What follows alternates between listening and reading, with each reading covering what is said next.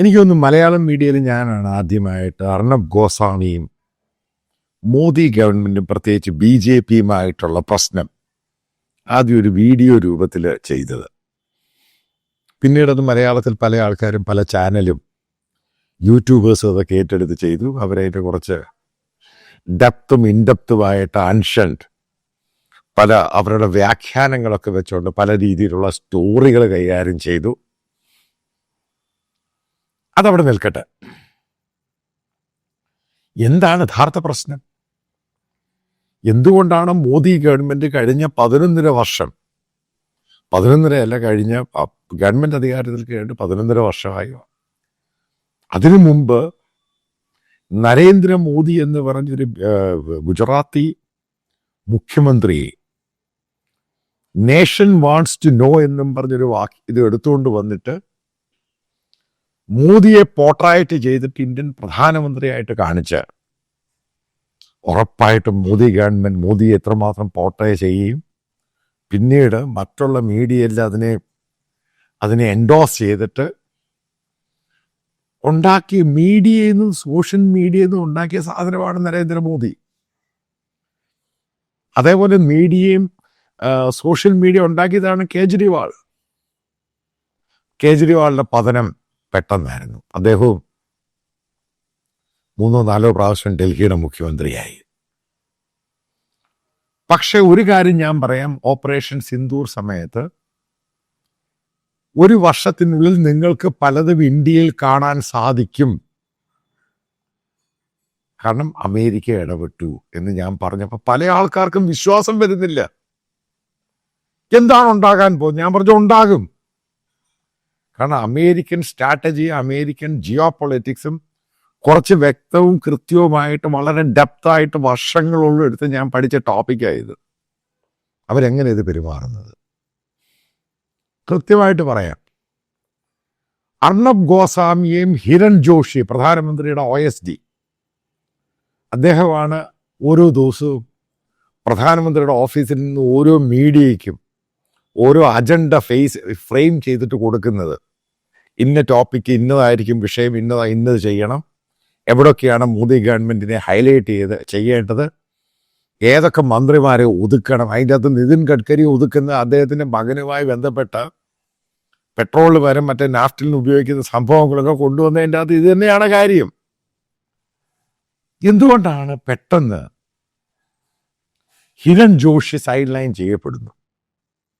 അയാളല്ല ഇപ്പം മീഡിയയുമായിട്ടുള്ള ആക്റ്റീവ്. അയാൾ ആ പോസ്റ്റിൽ അവിടെ ഇരിക്കുന്നതേ ഉള്ളൂ. അയാളധികവും PMOയിൽ വരാറില്ല. OSD ആണ്, മധ്യപ്രദേശുകാരനാണ്, പക്ഷെ ഭയങ്കര തലയുള്ള മനുഷ്യനാണ്. അതേപോലെ തന്നെ പ്രധാനമന്ത്രിയുടെ വലങ്കായിയായിട്ടുള്ള മീഡിയ, പ്രത്യേകിച്ച് ഇംഗ്ലീഷ് മീഡിയ, പിന്നീട് അദ്ദേഹം അർണബിന് പിന്നെ ഹിന്ദിയുണ്ട്, മറ്റുള്ള റീജിയണൽ ലാംഗ്വേജ് ഉണ്ട്, പലയിടത്തും ഇതൊക്കെ സ്പ്രെഡ് ചെയ്തു. ഉറപ്പായിട്ടും ഇതിന് ഗവൺമെൻറ്റിൻ്റെ ഒരു വലിയൊരു സപ്പോർട്ടീവ് സിസ്റ്റം ഉണ്ടായിരുന്നു.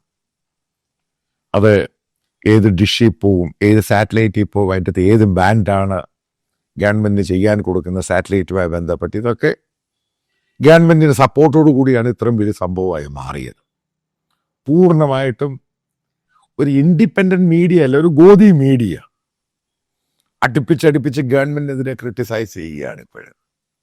അപ്പം നിങ്ങളൊക്കെ ചോദിക്കും, അതായത് നേഷൻ വാണ്ട്സ് ടു, ഈ രാജ്യത്തിന് അറിയാൻ താല്പര്യമുണ്ട് എന്താണ് യഥാർത്ഥത്തിൽ സംഭവിച്ചത്. അതായത് മോദി ഗവൺമെൻറ്റിൻ്റെ മന്ത്രിമാരാണെങ്കിലും BJPയുടെ സീനിയർ ലീഡേഴ്സും അതേപോലെ തന്നെ ഗവൺമെൻറ്റിൻ്റെ പരസ്യങ്ങളും സ്പോൺസർഷിപ്പും ഗവൺമെൻറ്റുമായി ബന്ധപ്പെട്ട ചില ഇൻ്റർവ്യൂസ്, കാരണം വിദേശ പ്രതിനിധികൾ ഇന്ത്യയിൽ വരുമ്പോൾ കൊടുക്കുന്ന പ്രധാനപ്പെട്ട ഇൻ്റർവ്യൂസ് ഒന്നും അർണബ് ഗോസ്വാമിക്ക് കിട്ടുന്നില്ല. കാര്യം എന്തുവാ മോദിക്കെതിരെ ഡയറക്റ്റ് ഇൻഡയറക്റ്റായിട്ട് BJPക്കെതിരെയും ചില BJPയുടെ സ്റ്റേറ്റ് മന്ത്രിമാർക്കെതിരെ അറ്റാക്ക് ചെയ്യുകയാണ്. മധ്യപ്രദേശ് മുഖ്യമന്ത്രി രാജിവെക്കണമെന്ന് പറയുന്നു. യോഗി ആദിത്യനാഥ് വെറും പൊട്ടനാണെന്ന് പറയുന്നു. എന്താ ഇതിൻ്റെ പിറകിലുള്ള കാര്യം എന്തുവാ? എന്തുകൊണ്ടാണ് ഇവർ ഇത്രയും അകലാനുണ്ടായ കാര്യം എന്താണ്? അതാണ് ഞാൻ പറഞ്ഞ ചില കാര്യങ്ങൾ നിങ്ങൾ എന്നെ അണ്ടർ എസ്റ്റിമേറ്റ് ചെയ്യരുത്.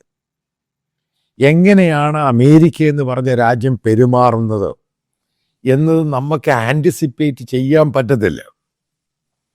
സെർജിയോ ഗോർ, അമേരിക്കയുടെ പുതിയ എൻവോയ് സൗത്ത് ഈസ്റ്റ് ഏഷ്യ, അതായത് അമേരിക്കയുടെ ഇന്ത്യയുടെ അംബാസഡറായിട്ട് വന്നു. അയാളാണ് ഈ നീക്കം നടത്തിയേക്കുന്നത് ട്രംപിന് വേണ്ടി. ഇതാണ് ഞാൻ വളരെ സീക്രട്ടായിട്ട് അറിഞ്ഞിരിക്കുന്നത്. അതായത് അമേരിക്ക എന്ന് പറഞ്ഞു, ഇന്ത്യയിൽ നിന്ന് പറഞ്ഞു. അതായത് ട്രംപിന്റെ ഡിമാൻഡാണ് ഈ രണ്ടുപേരെ മാറ്റി നിർത്തണം, അല്ലെങ്കിൽ ഇനി അമേരിക്ക പഴയ പോലെ സഹായം തരത്തില്ല, പഴയ പോലെ അടുക്കത്തില്ല. കാരണം ഈ അർണബ് ഗോസ്വാമിയാണ് ഈ ഓപ്പറേഷൻ സിന്ദൂർ, അതായത് ഭാഗ്യം അറ്റാക്ക് ശേഷം ഇന്ത്യ പെട്ടെന്ന് കയറി അറ്റാക്ക് ചെയ്യുന്ന ഒരു പബ്ലിക് ക്യാമ്പയിൻ അങ്ങ് നടത്തുവാണ്. അതിനെ സോഷ്യൽ മീഡിയ അങ്ങ് ഏറ്റെടുത്തു. അതോടുകൂടി ഈ വാർ എങ്ങനെയെങ്കിലും ഇന്ത്യക്ക് നിർത്തണം ഉറപ്പായിട്ടും. കാരണം കോൺഫ്ലിക്റ്റ് സ്റ്റാർട്ട് ചെയ്തു. ഏറ്റവും കൂടുതൽ ബാധിക്കുന്ന ഇന്ത്യയാണ്. ഉറപ്പായിട്ടും അമേരിക്ക ഇന്റർവ്യൂ ചെയ്തു. അതുകൊണ്ടാണ് അത് പെട്ടെന്ന് നിന്ന്. ഇതാണ് അതിൻ്റെ കാര്യം. അത് യാഥാർത്ഥ്യ സത്യം തന്നെയാണ്. പിന്നീട് പെട്ടെന്ന് അമേരിക്കൻ പ്രസിഡന്റാണ് അനൗൺസ് ചെയ്യുന്നത് സീസ് ഫയർ. അതിനെ ക്വസ്റ്റ്യൻ ചെയ്ത് അർണബ് ഗോസ്വാമി അമേരിക്കൻ പ്രസിഡന്റിനെതിരെ തിരിഞ്ഞു. അതോടുകൂടി ഇന്ത്യയിൽ അമേരിക്കക്കെതിരെയും പ്രസിഡന്റ് ട്രംപിനെതിരെയും വലിയ രീതിയിലുള്ള വേവ്സ് ഉണ്ടായി. അതിന് കാരണക്കാരൻ ഇയാളുമാണ്, ഈ പറയുന്ന ഹിരൺ ജോഷിയാണ്. അമേരിക്കയുടെ ഡിമാൻഡാണ് അർണബ് ഗോസ്വാമിയെ ഹിരൺ ജോഷിയെ മാറ്റി നിർത്തുക. അതാ ഞാൻ പറഞ്ഞത്, നിങ്ങൾ പ്രതീക്ഷിക്കുന്നതും എന്താണ് നടക്കുന്നതും വലിയ വ്യത്യാസമാണ്. അതാണ് പറഞ്ഞത് അമേരിക്ക അണ്ടർ എസ്റ്റിമേറ്റ് ചെയ്യരുത്. അവരുടെ ഗെയിം പ്ലാൻ എന്ന് പറയുന്നത് അവർ ചെയ്യാൻ ഉദ്ദേശിക്കുന്നത്, കാരണം അവർക്ക് ചെയ്യാൻ പറ്റും. അമേരിക്ക എന്ന് പറഞ്ഞ രാജ്യത്തിന്റെ മുമ്പിൽ ഓപ്ഷൻ ഉണ്ട്. ഇന്ത്യക്ക് ഓപ്ഷൻ കുറവാണ് അമേരിക്കയോട്. ചിലപ്പോൾ മറ്റുള്ള രാജ്യങ്ങളുടെ മുമ്പിൽ ഇന്ത്യക്ക് പല ഓപ്ഷൻസ് ഉണ്ട്. അമേരിക്കയുടെ മുമ്പിൽ ഇന്ത്യക്ക് ഓപ്ഷൻ ഇല്ല. അത് കാരണം ഏറ്റവും കൂടുതൽ ആൾക്കാർ ജോലി ചെയ്യുന്ന അമേരിക്കൻ കമ്പനിയിലാണ്. ഒരു സിമ്പിളായിട്ടൊരു കാര്യം പറയും. എൻ്റെ ഒരു സുഹൃത്ത്, സീനിയറായിട്ടുള്ള ഒരു എക്കണോമിസ്റ്റ് പറഞ്ഞൊരു കാര്യമുണ്ട്. ഇന്ത്യയിൽ ഏത് പ്രോഡക്റ്റ് എടുക്കുകയാണെങ്കിൽ ഉണ്ടാക്കുന്ന ചൈന. ഇന്ത്യക്കാർ ജോലി ചെയ്യുന്ന ഏറ്റവും കൂടുതൽ അമേരിക്കൻ കമ്പനിയിലും അമേരിക്കയിലും. വിദേശത്തുള്ള കമ്പനിയാണെങ്കിൽ അധികം പേര് ജോലി ചെയ്യുന്ന അമേരിക്കൻ കമ്പനിയിൽ. ഇതാണ് ഇന്ത്യ എന്ന് പറഞ്ഞ രാജ്യം. അത് മാറ്റിയെടുക്കണം. അതൊരു സുപ്രഭാതത്തിലൊക്കെ മാറ്റിയെടുക്കാൻ പറ്റത്തൊന്നുമില്ല. ഇപ്പം നമ്മുടെ രാജ്യം അറിയേണ്ട പ്രധാനപ്പെട്ടൊരു കാര്യമുണ്ട്. അമേരിക്ക എന്ന് പറഞ്ഞ രാജ്യം തീരുമാനിച്ചാൽ അവരത് നടപ്പിലാക്കും. ഡൊമസ്റ്റിക്കലി അവർ നടപ്പിലാക്കും. എന്തുകൊണ്ടാണ് ഇപ്പം അർണബ് ഗോസ്വാമി ഏറ്റവും കൂടുതൽ ഇപ്പം സപ്പോർട്ട് ചെയ്യുന്ന RSS സംഘപരിവാറേ ഉള്ളൂ. BJP ഗ്രാജുവലി അങ്ങ് മാറി. എന്തുകൊണ്ടാണ് മോദി ഗവൺമെന്റിന്റെ മന്ത്രിമാരും സ്പോൺസർഷിപ്പും റിപ്പബ്ലിക്കൻ ചാനലിന് പോകാത്ത? പെട്ടെന്ന് എന്തുകൊണ്ടാണ് റിപ്പബ്ലിക്കൻ ചാനലിലെ ഈ പറയുന്ന റേറ്റിംഗ് ബാർക്ക് TRP എന്ന് പറയുന്ന സാധനം താഴെ പോയത്? മനസ്സിലാക്കുക, ഇതെല്ലാം ഗെയിമാണ്. അല്ലാതെ ഗവൺമെന്റ് നിയന്ത്രിക്കുന്ന സാധനമാണ് റേറ്റിംഗ് ഒക്കെ. ആർക്ക് കൊടുക്കണം, ആർക്ക് കൊടുക്കണ്ട, ഇതൊക്കെ ഗവൺമെന്റിന്റെ ആൾക്കാരാണ് ഇതൊക്കെ ചെയ്യുന്നത്. പെട്ടെന്ന് അങ്ങ് താഴെ പോയി. അഡാനിയുടെ ചാനൽ മേളിലോട്ട് കയറി വരുന്നു, ഇന്ത്യ ടുഡേ മേളിലോട്ട് കയറുന്നു. അവർക്ക് കൂടുതൽ പ്രാധാന്യം കൊടുക്കുന്നു. അർണബിനെ ഗോസ്വാമി ഹിരൺ ജോഷി അങ്ങ് സൈഡ് ലൈൻ ചെയ്തു. RSSനെ ഇവർ പുകഴ്ത്തി അടിക്കുന്നു. RSSും മോദിയും തമ്മിൽ നല്ല അടിയാണ്. ചെറിയ അടിയല്ല, നല്ല അടിയാണ്. അതിൻ്റെ ഏറ്റവും പ്രധാനപ്പെട്ട തെളിവാണ് തിരുവനന്തപുരത്ത് കോർപ്പറേഷൻ മേയറായിട്ട് രാജീവ് ചന്ദ്രശേഖർ ആ ശ്രീലേഖ IPSനെ കൊണ്ടുവരാൻ ശ്രമിക്കുന്നു. RSS സമ്മതിച്ചില്ല. അത് RSS രാജേഷിനെ കൊണ്ടുവരുന്നു, മുരളീധരനും സുരേന്ദ്രനും കളിച്ചു. അപ്പം അവിടെ ആരാണ് സക്സസ്ഫുള്ളി RSS അത് ചെയ്യുകയാണ്. RSSന്റെ കയ്യിലാണ് കേരളം. അതുകൊണ്ടാണ് അവർ പ്രൂവ് ചെയ്തത്. ബാക്കിയുള്ളതിനൊക്കെ ഇങ്ങനെ സൈഡിൽ. ഇവിടെ ഞാൻ തിരിച്ചു വരാം. ഇവിടുത്തെ ഏറ്റവും വലിയ സംഭവം, ഇൻട്രസ്റ്റിംഗ് ആയിട്ടുള്ള സംഭവം നമ്മൾ നോക്കുകയാണെങ്കിൽ മനസ്സിലാക്കാൻ സാധിക്കുന്നത്, അർണബിനെ ഒതുക്കിയത് ബേസിക്കലി മോദി തന്നെയാണ്. അമേരിക്കൻ നിർദ്ദേശത്തോടു കൂടിയാണ് ഒതുക്കിയിരിക്കുന്നത്. അതാണ് അതിൻ്റെ പ്രധാനപ്പെട്ട കാരണം. ഇന്ത്യൻ പ്രധാനമന്ത്രിക്കും മനസ്സിലായി, ഇന്ത്യ ഭരിക്കുന്നവർക്ക് മനസ്സിലായി, ഇത് വേണ്ടാത്ത കാര്യത്തിൽ പലതിനും കയറിയെടുത്ത് ചാടി. ഇങ്ങനൊന്നും ആയിരുന്നില്ല ഇന്ത്യയും ഇന്ത്യയുടെ പ്രധാനമന്ത്രിയും ഗ്ലോബലി. അവരുടെ ഇമേജ് അത്രമാത്രം ഡൗൺ ആയിപ്പോയി. ഇതിൻ്റെ എല്ലാം കാരണം ഈ സോഷ്യൽ മീഡിയയും ചില മീഡിയയും കയറി കളിച്ചതാണ്. വീണ്ടും ശ്രദ്ധിക്കുക, കഴിഞ്ഞ കുറേ നാളുകളായിട്ട്, കഴിഞ്ഞ 2-3 മാസമായിട്ട് മോദി ഗവൺമെൻറ്റിലുള്ള അഡ്മിനിസ്ട്രേഷനും ഈ പഴയ പോലെയുള്ള മീഡിയ ഇൻട്രാക്ഷനൊക്കെ അങ്ങ് നിർത്തി. കാര്യം എന്താ? അത് വല്ലാത്ത രീതിയിൽ അവരെ തളർത്തുകയാണ് ഇതിൻ്റെ കാര്യം. ഗവൺമെൻറ്റിന് മനസ്സിലായി. കാരണം ബജറാങ് ദളിനെ വെച്ച് ക്രൈസ്തവർക്കെതിരെ ഇത്രമാത്രം അറ്റാക്ക് ഉണ്ടാക്കിയതിൻ്റെ പിന്നിലും മോദി ഗവൺമെൻറ്റിനെ തളർത്താൻ വേണ്ടിയാണ് ക്രിസ്മസ് സമയത്ത് 3-4 ദിവസം കൊണ്ട് ഇത്രയും അറ്റാക്ക് ഉണ്ടാകുന്നു. അതിനുശേഷം റായ്പൂർ അവിടുത്തെ മോളുമായി ബന്ധപ്പെട്ട് പല ആൾക്കാരെ അറസ്റ്റ് ചെയ്തു. 2 ദിവസം കഴിഞ്ഞ് അവരെ സ്വീകരണം കൊണ്ടുവന്ന് കാണിക്കുന്നു. ഇത് ഗ്ലോബലായിട്ട് പോകുന്ന നെഗറ്റീവ് സംഭവമുണ്ട്. അതായത് ആദ്യം നിങ്ങൾ മുസ്ലിങ്ങളെ അറ്റാക്ക് ചെയ്തു, അവരെ ഒതുക്കി, അതിനുശേഷം ക്രിസ്ത്യാനികളുടെ മേളിൽ കയറുന്നു. അത് അതിനിടയ്ക്ക് ഇൻ ബിറ്റ്വീൻ സിഖുകാർക്കെതിരെ പ്രശ്നം ഉണ്ടാക്കി. അതായത് ഇന്ത്യയിൽ മറ്റുള്ള ആൾക്കാരൊന്നും വേണ്ട. ഗ്ലോബലായിട്ട് എന്തും പോലെ നരേന്ദ്രമോദിക്ക് പറയാൻ സാധിക്കും. ഇതൊക്കെ ഐസൊലേറ്റഡ് ഇൻസിഡൻ്റ് ആണെന്ന് പറയാൻ സാധിക്കത്തില്ല. റെഗുലറായിട്ട് ഇൻസിഡൻ്റ് ഉണ്ടാവുകയാണ്. നെഗറ്റീവായിട്ട് ഇന്ത്യയുടെ പല ഭാഗത്തും വടക്കേന്ത്യൻ സിറ്റികളിൽ ക്രൈസ്തവർക്കെതിരെ അറ്റാക്ക് ഉണ്ടാകുകയാണ്. ഒരു പള്ളിക്കകത്ത് പോയി പ്രാർത്ഥിക്കാൻ പറ്റത്തില്ല. അവരവരുടെ വിശ്വാസത്തിന് പുസ്തകം കൊണ്ട് നടക്കാൻ പറ്റത്തില്ല. എന്നാൽ അടിക്കുകയോ ഉപദ്രവിക്കുകയോ ദ്രോഹിക്കുകയോ വല്ലാത്ത രീതിയിൽ അറ്റാക്ക് ചെയ്യുക. ബംഗ്ലാദേശുകാരൻ പോലും സനാതനിയായിട്ട് അറ്റാക്ക് ചെയ്യാൻ വരുന്നു. ഇതാണ് ഇന്ത്യയുടെ ഈ പരിതാപകരമായൊരു കാഴ്ച. ഇതെങ്ങനെയാണ് അക്സെപ്റ്റ് ചെയ്യാൻ പറ്റുന്നത്? എങ്ങനെയാണ് ബംഗ്ലാദേശുകാരൻ മുസ്ലിം പെട്ടെന്ന് സനാതനിയായിട്ട് ഈ പറയുന്ന ആൾക്കാരെ ഇന്ത്യക്കാരെ ക്വസ്റ്റ്യൻ ചെയ്യാൻ പറ്റുന്നത്? ആരാണ് അതിന് വഴി വെച്ചു കൊടുത്തത്? ഈ ചോദ്യങ്ങളൊക്കെ വല്ലാത്ത ചോദ്യങ്ങളാണ്. ഇതിനെയാണെങ്കിൽ അടിച്ചമർത്താനും കൺട്രോൾ ചെയ്യാനും മോദി സർക്കാരിന് കഴിയുന്നുമില്ല. കാരണം പലയിടത്തും ഭരണം അവരുടെ കയ്യിൽ തന്നെയാണ്. ഈ പറയുന്ന ബജറാങ് ദളും RSSും മറ്റുള്ള സംഘ് പരിവാറിൻ്റെ ഗ്രൂപ്പുകൾ തന്നെയാണ്. അപ്പം അവർക്കും മോദി ഗവൺമെൻറ്റുമായിട്ട് മുന്നോട്ട് പോകാൻ താല്പര്യമില്ല. RSSനും മോദിയോട് താല്പര്യമൊന്നുമില്ല. കാരണം അവർ ഉദ്ദേശിച്ച ആളെയൊന്നുമല്ല BJPയുടെ പ്രസിഡൻ്റായിട്ട് കിട്ടിയത്. ഒരു ചെറുപ്പക്കാരനെ കൊണ്ടുപോകുന്നു, മോദിയും അമിത്ഷായും കൂടെ. അതുകൊണ്ടാണ് ഇത്രയും നമ്മൾ ടസലിൽ പോയിക്കൊണ്ടിരുന്നത്. 100ാം വാർഷികത്തിൽ മോദി വെറുതെ മോഹൻ ഭാഗവത്തിനെ RSSനെ ബൊക്കെ അടിച്ചു കൊടുത്തു. അതിൻ്റെയൊക്കെ ഇംപ്ലിക്കേഷൻ പിന്നീട് ഉണ്ടാകാൻ തുടങ്ങി. ന്യൂയോർക്ക് ടൈംസ്, ഗ്ലോബലായിട്ടുള്ള പത്രങ്ങൾ സംഘ് പരിവാറിനെതിരെയും മോദിക്കെതിരെ RSSനെതിരെ ലേഖനങ്ങൾ എഴുതാൻ തുടങ്ങി. ഇത് ചെറിയ സംഭവമല്ലത് ഉണ്ടായേക്കുന്നത്. ഗ്ലോബൽ ലീഡറാണ്, വിശ്വഗുരുവാണെന്നൊക്കെ പറഞ്ഞു. ഇപ്പൊ വിശ്വത്തിലും ഇല്ല, അവിടെയില്ല, ഇവിടെയില്ല, എവിടെയും പോകാൻ പറ്റാത്ത സ്ഥിതി. ആരാണ് ഉണ്ടാക്കിയെടുത്തത്?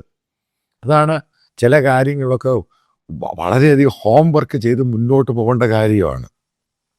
കഴിഞ്ഞ 10 വർഷം ഇന്ത്യയുടെ പ്രധാനമന്ത്രിയായിട്ട് നല്ലപോലെ ശോഭിച്ച ഒരു മനുഷ്യൻ, പല കാര്യങ്ങളും ഡൊമസ്റ്റിക്കായിട്ട് ഇന്ത്യയുടെ ഗ്ലോബലായിട്ട് ഒരു വലിയ പേരുണ്ടാക്കിയ ഒരു മന്ത്രിസഭ. എന്തുകൊണ്ടാണ് കഴിഞ്ഞ 7-9 മാസം കൊണ്ട് ഇതേപോലെ താപ്പോട്ട് പോകാൻ കാരണം? അതായത് കൂടുതലായിട്ടുള്ള ഓവർ കോൺഫിഡൻസ്, ഇതേപോലെയുള്ള ശക്തികൾ, അതായത് ഇതേപോലെ ഈ പറയുന്ന പോലെയുള്ള മീഡിയ അവർ കയറി അത് ചെയ്തു. സോഷ്യൽ മീഡിയ അവരുടെ ഹാൻഡിലായിരുന്നു. അതും കയറി ഇതിനെ അങ്ങ് കോളവാക്കി. ഇതൊക്കെയാണ് സംഭവിച്ചത്. അപ്പം ഇതിനകത്ത് സൂത്രധാരകൻ ആരൊക്കെയായിരുന്നു? അവരെ എടുത്ത് മോദി ഗവൺമെൻറ് ഫൈനലി ഡിസൈഡ് ചെയ്ത് മാറ്റി. American pressure. അപ്പം മനസ്സിലാക്കുക, അമേരിക്കയ്ക്ക് മോദിയോട് മാത്രമല്ല RSSനകത്തും കയറി കളിക്കാൻ പറ്റും. ഞാനൊരു കാര്യം നിങ്ങളോട് പറയാം. BJPയേക്കാളും അമേരിക്കയ്ക്ക് ഏറ്റവും സ്വാധീനമുള്ളത് RSSനെയാണ്. കാരണം RSS നേരത്തെ മുതൽ അമേരിക്കയിലുണ്ട്. ശരിക്കും RSS ലീഡേഴ്സ് തന്നെ അമേരിക്കയിൽ അവർക്ക് ഫണ്ട് ചെയ്യുന്നവരൊക്കെ അമേരിക്കയിൽ വളരെ വൈഡ് സ്പ്രെഡ്. അതിൻ്റെ പേരിലാണ് അതിൻ്റെ ഇമേജ് മാറ്റാൻ വേണ്ടി അവർ ഇത്ര പണം കൊടുത്തിട്ട് ഒരു ഏജൻസിയെ നിയമിച്ചത്. കാരണം അമേരിക്കയിൽ ആ ഇമേജ് മാറിയില്ലെങ്കിൽ ഫ്യൂച്ചറിൽ RSSന് ബാൻ വരും. അമേരിക്ക ബാൻ ചെയ്താൽ മതി. ഇപ്പം നിങ്ങൾ ചോദിക്കുക അമേരിക്ക ബാൻ ചെയ്താൽ മതി. പിന്നെ RSS ലീഡേഴ്സിന് അമേരിക്ക ഉൾപ്പെടെ അമേരിക്കയുടെ അലയൻസ് രാജ്യങ്ങളിലോടൊന്നും പോകാൻ പറ്റത്തില്ല.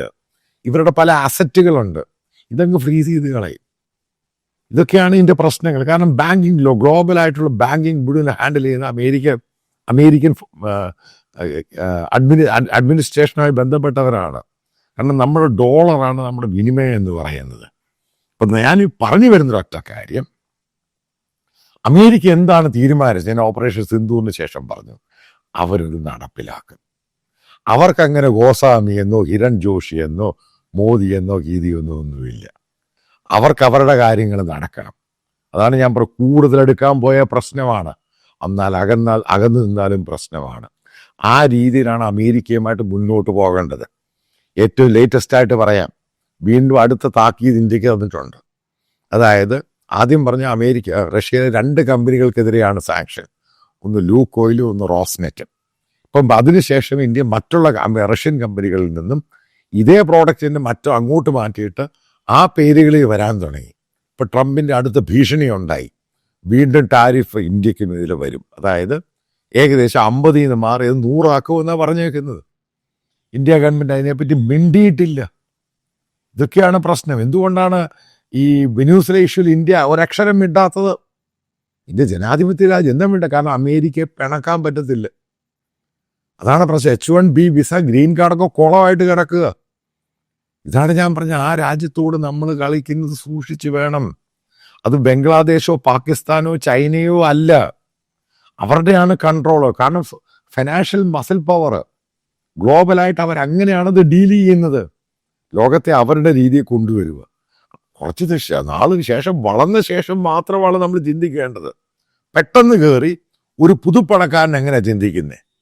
ഗൾഫിലൊക്കെ പോയി ഞാൻ പല ആൾക്കാരെയും കണ്ടിട്ടുണ്ട്. അവിടുന്ന് പണം കൊണ്ടുവന്ന് ഇവിടെ 2 കാറ് മേടിക്കുന്നു, വീട് വലുതായിട്ട് പുതുക്കി പണിയുന്നു, അടിച്ച് ലാവിഷായിട്ട് പൊളിച്ച് കളയുന്നു. പിന്നീടാണ് മനസ്സിലാകുന്നത് ഇതൊക്കെ ഒരു താൽക്കാലികമായിരുന്നു. ആദ്യം സ്റ്റെബിലൈസ് ചെയ്യണം. ഇന്ത്യക്ക് സ്റ്റെബിലിറ്റി ഉണ്ട്, ഇന്ത്യക്ക് സ്റ്റെബിലൈസ് ചെയ്യാൻ സാധിക്കും. പെട്ടെന്ന് ബോസ്റ്റ് ചെയ്ത് സംഭവങ്ങൾ ഉണ്ടാക്കി വിശ്വഗുരു, ആ ഗുരു, ഈ ഗുരു എന്നൊന്ന് പറയും എടുത്ത് ചാടരുത്. അതിന് തക്കതായിട്ട്, കാരണം അമേരിക്ക നിങ്ങളെ കൺട്രോൾ ചെയ്യും. അങ്ങനെയാണ് രാജ്യം. ചൈനയെ പോലെ അവർ കൺട്രോൾ ചെയ്യും, റഷ്യ കൺട്രോൾ. അവർ വാർ നിർത്തണം പറഞ്ഞ് റഷ്യ നടക്കുകയാണ്. ഇങ്ങനെങ്കിലും വാർ നിർത്തണം.